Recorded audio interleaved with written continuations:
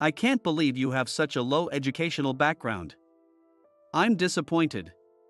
You're not a good match for our family. So please don't come to the wedding. Hearing this from my sister's fiancé, I decided to be considerate of my sister and stay away from the wedding. My sister was highly educated, having worked as a bureaucrat. However, on the day of the wedding, if we go by your logic, shouldn't you be the one not attending? My sister's words left her fiancé flustered. He still didn't know my real profession or education. I'm Steve, and I grew up in an orphanage since my parents passed away when I was very young. As a child, I loved reading picture books for elementary students that were available at the orphanage. Even if I couldn't read the words, I enjoyed seeing the unknown world through pictures. When I was around 4 years old and could read, I started reading novels. Children's novels often used easier words, so even if it had difficult words, I was able to understand the story as a whole. I would ask the staff about words and phrases I didn't understand, and by the time I was 5, I was able to understand most of the things written. Around that time, I started to get interested in numbers, and it became a daily routine to help the elementary school kids with their homework. When I turned 6, my adoptive father, Michael Johnson, found me. Though I had a strong interest in studying, I was terrible at sports. Maybe because of that, I was small for my age. When Michael visited the orphanage, he saw me studying with the elementary school kids and asked the staff, "Is that boy also in elementary school?" Learning my age and that I could read and do arithmetic, he said, "Such a bright child. It would be a waste for him to not receive a proper education." He decided to take me in. Michael and his wife, Jessica, were over 35 and had no children. Back then, infertility treatments were expensive and not well understood. Both of them had discussed and decided, let's give up on having our own children, and chose to adopt from the orphanage. They took me in and raised me strictly yet kindly. They didn't spoil me because I was adopted but treated me like their own, praising and scolding me when needed. When I was 7, one day they called me over. "We're having a baby." I was in shock. I knew they adopted me because they couldn't have children. Did this mean I would no longer be needed once their own child was born? My fears, however, were unfounded. "Don't worry. You're our son. Even though you weren't born from my body, you're just as precious. That won't change, even with a new baby." Their words reassured me. True to their word, they continued to raise me as their son. The baby was a girl. She was a lovely girl who looked like our parents, with big, bright eyes, and a cheerful smile. "Look, she smiles just like Steve." Yes, she does. Their words made me happier than anything, and I adored my sister, Lisa, as we grew up together. About 8 years after Lisa was born, our mother suddenly fell ill and was rushed to the hospital. My father told me to stay home with Lisa while he went to the hospital. "Will Mom be okay?" Holding Lisa, who was trembling, I could only say, "She'll be fine," feeling helpless. When my father returned, he told us that Mom had been diagnosed with a rare disease. He was still trying to process the news himself and couldn't explain the details. Though she was hospitalized for treatment, there was no established cure for her disease. Experimental treatments and new drugs were options, but they were incredibly expensive. We weren't poor, but we weren't rich either. Of course, we couldn't come up with such a huge amount of money right away. "Dad, I need to talk to you." A few days later, I approached my stepfather to discuss something important. "I want to transfer to a night school. That way, I can work during the day and help cover Mom's medical expenses." "Steve, I appreciate your concern. But you're only 16. Leave your mother's care to me and focus on what you want to do." I hadn't expected him to agree easily, so his response was within my expectations. "Dad, I'm deeply grateful to you and Mom for taking in an orphan like me, and raising me with so much love. Without you too, I wouldn't be who I am today. That's why I want to give back. I want to do something for our family, even if it's just a little." "Steve, studying can be done anytime, but helping Mom can only be done now. If I don't act now, I'll regret it. So, please let me work for our family." As I bowed my head earnestly, my adoptive father sighed deeply, looking troubled. Then he nodded, albeit reluctantly, and said, All right, I understand. But promise me you won't overdo it. Yes, I promise. Thank you, Dad. He said he was moved by my determination. A few days later, my adoptive father introduced me to President Smith, an old friend of his, whom I'd met a few times before. I told President Smith that I wanted to work for my family's sake, and he agreed to let me work as an office assistant. During the day, I worked as an office assistant, and at night, I attended the night school I had transferred to. As my adoptive father had warned, it was tough at first. I struggled to keep up, sometimes falling asleep at the entrance, without even eating when I got home exhausted. It took me a while to find my own pace. But the night school was interesting, with people from various backgrounds and ages, and I learned a lot just from talking to them. Seeing how tired I was, my sister Lisa started to learn how to cook and prepare delicious meals for me when I got home, which motivated me even more. Whenever I had a bit of free time, I visited my mother in the hospital or played with Lisa. 2 years passed in this way, and I graduated from school. When I went to greet President Smith with my diploma, he said, "You did well. I didn't think you could work and graduate at the same time without even complaining. Steve, you've got real determination." He praised me and entrusted me with more responsibilities at work from the next day. Meanwhile, Lisa also grew up and became a high school student. She studied hard on her own and got into a prestigious school while also working part-time. "Lisa, if you keep working and studying so hard, you'll wear yourself out. Why not take a break and hang out with your friends sometimes?" "I'm fine." "You were just as busy every day, weren't you, Steve?" "Well, that's true." I couldn't argue, given that I had done the same. "Besides, I can attend the school I like now, because you and Dad worked so hard to support the family. I can't slack off for your sake or for Mom's. I decided to do this, so I'll do my best." "All right. Just don't push yourself too hard." "Thanks, Steve." It felt strange to tell Lisa the same thing Dad had told me a few years ago. After that, Lisa balanced work and study as she had said she would. She managed to get into a national university. However, by that time, our mother's condition had worsened significantly. We tried various treatments and medications, but nothing seemed to help, and all we could do was watch her suffer.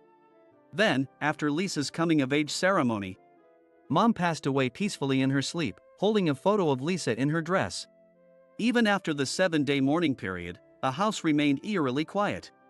To support my family and help with my adoptive mother's medical expenses, I worked desperately for several years with that in mind.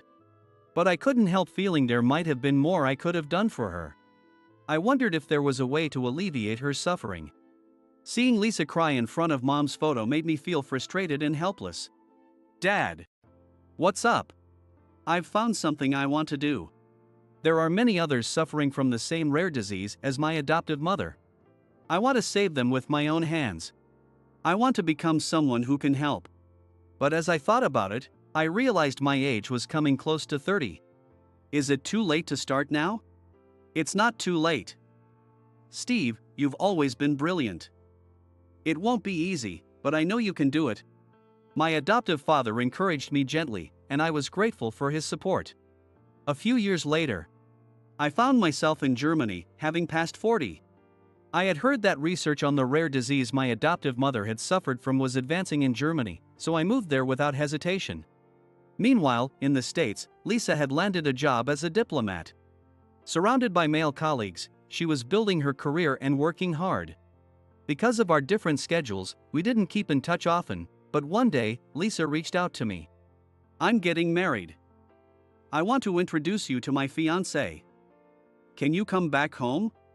Lisa, who had never been in a serious relationship even after turning 30, finally had good news. Naturally, I was overjoyed and immediately discussed it with my workplace. I managed to get some time off and arranged to return home temporarily. On the day I was to meet Lisa and her fiancé, I headed to the private room in the restaurant Lisa had reserved, where the two of them were already waiting. "Hey, Steve." "Lisa, it's been a while." "Yeah." "Oh, let me introduce you. This is my fiancé, Andrew." "I'm Andrew." "Nice to meet you." "Nice to meet you." "I'm Steve, Lisa's brother." Andrew, Lisa's fiancé, seemed like a genuinely nice guy. Apparently, they had met at work and started dating. Our conversation with Andrew was lively, and the atmosphere remained friendly throughout. After we finished eating, Lisa excused herself to go to the restroom. It was then that Andrew, who had seemed like such a nice guy, suddenly narrowed his eyes. Lisa said you're the brother she deeply respects. But you went to a night school? What? I'm disappointed to learn you have such a low educational background. You don't match our family. Please don't attend our wedding. Andrew waved his hand dismissively at me. What do you mean? Despite still wearing the same pleasant smile he had while sitting next to Lisa, his words now mock me. What do I mean? Exactly what I said. My family has been in the government service for generations. Only the elite are in our family. How could we tolerate a low-educated relative in our lineage? Haha, it's unbearable. As Andrew laughed mockingly, and I sat in silent disbelief, Lisa returned and said, "Shall we head home," bringing the meeting to an end. I considered quietly returning to Germany, but worried about Lisa's future, so I decided to talk to her before leaving. It's hard to say this, but I began, directly telling Lisa what Andrew had said. Lisa's eyes widened in shock before she quietly seethed with anger. Steve, I'm sorry Andrew said such awful things. It's not your fault, Lisa. I'm not upset about it. I'm more concerned about you. I didn't doubt Lisa's judgment, but I worried about her marrying someone who could say such things to her brother. Thank you for telling me. Don't worry about me. His parents have been very kind, and you know I'm not the type to stay silent. So, don't worry and please come to the wedding. I want you to see me as a bride. Lisa. I wanted to see my only sister on her big day. But I was torn, fearing my presence might cause her to be treated poorly by her in-laws. The wedding day arrived.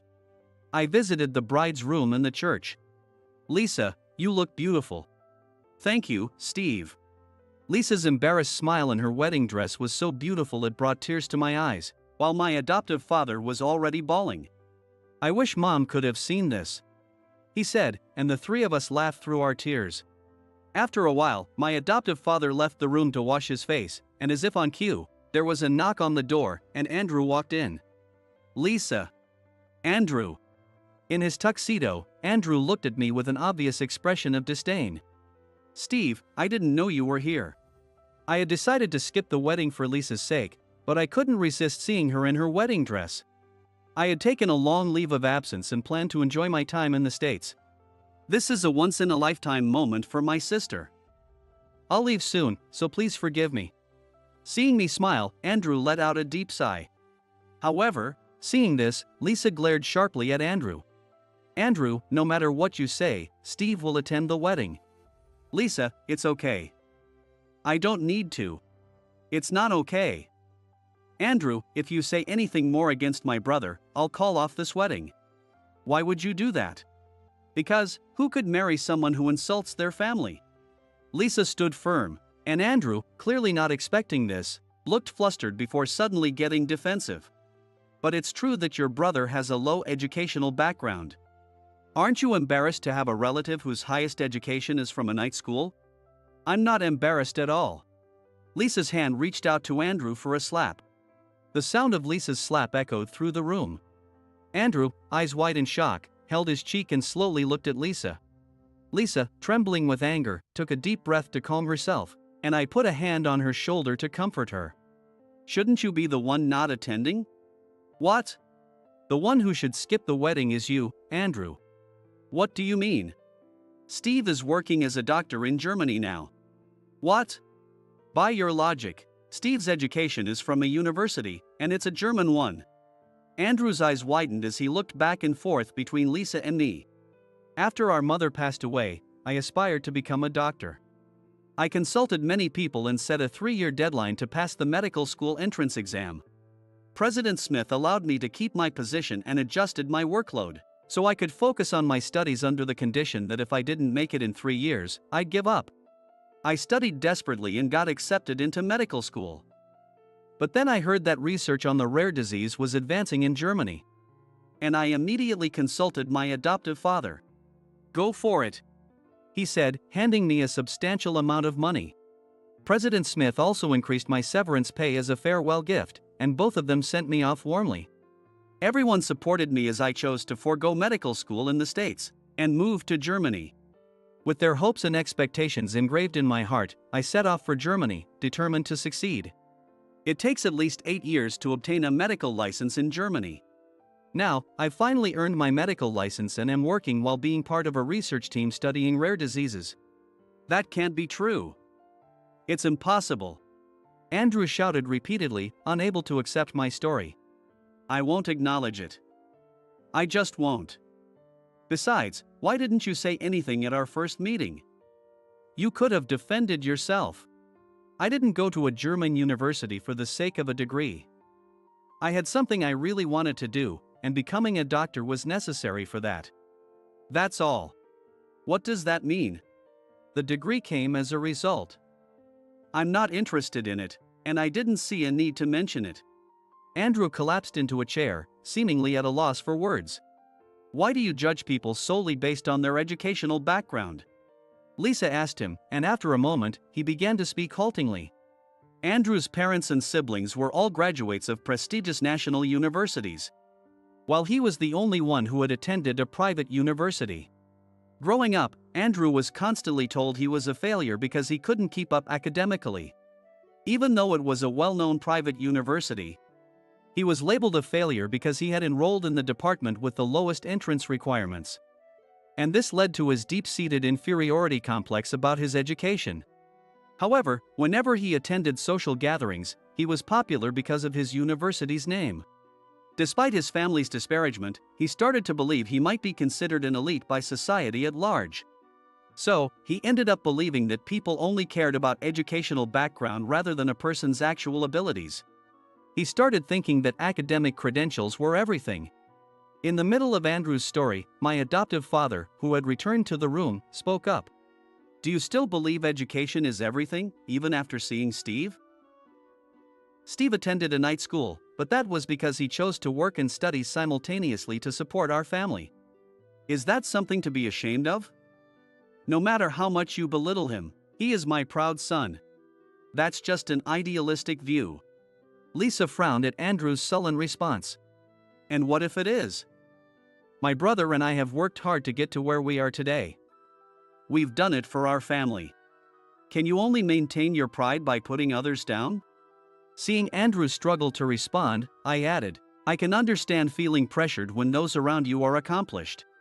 Though my circumstances were different, I had feared I would be unwanted when Lisa was born, thinking my place in the family was threatened.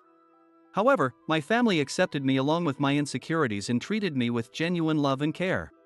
So when my adoptive mother fell ill and we needed money for her treatment, I feared of becoming a burden. I hated the thought of being abandoned and left alone again, so I struggled in my own way to contribute. It's laughable. A high schooler could live alone if they wanted to, but I was scared of being alone and losing my family again. But I was fortunate to have a supportive family, which is why I am here today. Steve. I didn't know you felt that way. Seeing Lisa cry, I handed her a handkerchief to wipe her tears, worried her makeup would be ruined. Next to her, Andrew murmured unexpectedly. I just wanted someone to acknowledge me. Andrew. My family never did. No matter how hard I tried, they always saw me as a failure. But Lisa, you acknowledged me. His hands were trembling as he spoke, and Lisa gently placed her hand over his.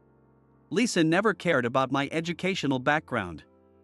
I knew that. Despite being a graduate of a national university, she treated me as an equal. It made me happy. As I got to know her, I fell in love. When I introduced her to my family, they praised me. But I feared they'd find out about Steve's night school background and say something again. Not that it excuses my behavior. It's just an excuse. Andrew stood up and faced me. Steve, I was wrong. It doesn't matter whether you went to medical school or not. You can't judge a person by their education. What matters is their character. I realize that now. Steve, Mr. Johnson, I'm truly sorry. It's all right, as long as you understand. I should have said something sooner. Lisa, now I understand why you respect your brother so much. Of course. He's my wonderful brother. Lisa, I'm really sorry. Seeing Andrew's heartfelt apology and Lisa's smile, my adoptive father and I left the room. 6 months later, Lisa and Andrew successfully held their wedding and seems to be doing well. Before returning to Germany, I had several meals with my adoptive father and the couple. Andrew seemed to be completely under Lisa's thumb, which amused me. It seems that slap had a significant impact, and I was worried it might have disrupted the balance of their relationship. However, seeing Lisa's happy smile reassured me that they would probably manage just fine. Lisa was no longer a concern. As for me, President Smith took me out drinking several times, saying, "Since you're here in the States, let's hang out." We talked about work, old times, and many other topics, enjoying our time together. During one of these conversations, he asked, "You seem to worry about Lisa a lot, but what about you?" which caught me off guard. "Well, You're a doctor, but there's no sign of a woman in your life." "I've only been working." "Really, you've always been too serious, only looking straight ahead." The day after having that conversation, President Smith suddenly introduced me to his daughter. "Nice to meet you." "Hi, nice to meet you." "President Smith, what's going on here?" "Oh, nothing much. Since you don't have anyone, I thought my daughter might be a good match. Just talk to her, you two might hit it off." "Well, if that's the case." Apparently, President Smith had been talking about me even while I was in Germany, and his daughter had become interested. Her name was Sarah. She worked as a flight attendant for an airline. She mostly handled international flights and often traveled to Germany, so we hit it off immediately. Our conversation flowed so well that we didn't notice President Smith had left, and we both laughed about it. Since Sarah happened to be in the States for a while, we took the opportunity to go out to various places together. As my vacation for Lisa's wedding came to an end, and I was preparing to return to Germany, I felt an unexpected pang of sadness. Sarah ran up to me and said, "It's okay. We'll see each other again soon." Before I could respond, it was time to board my flight back to Germany. Back in Germany, as I resumed my usual routine and reminisced about my time in the States, one day the doorbell rang. When I opened the door, there stood Sarah. "See? I told you we'd see each other again soon."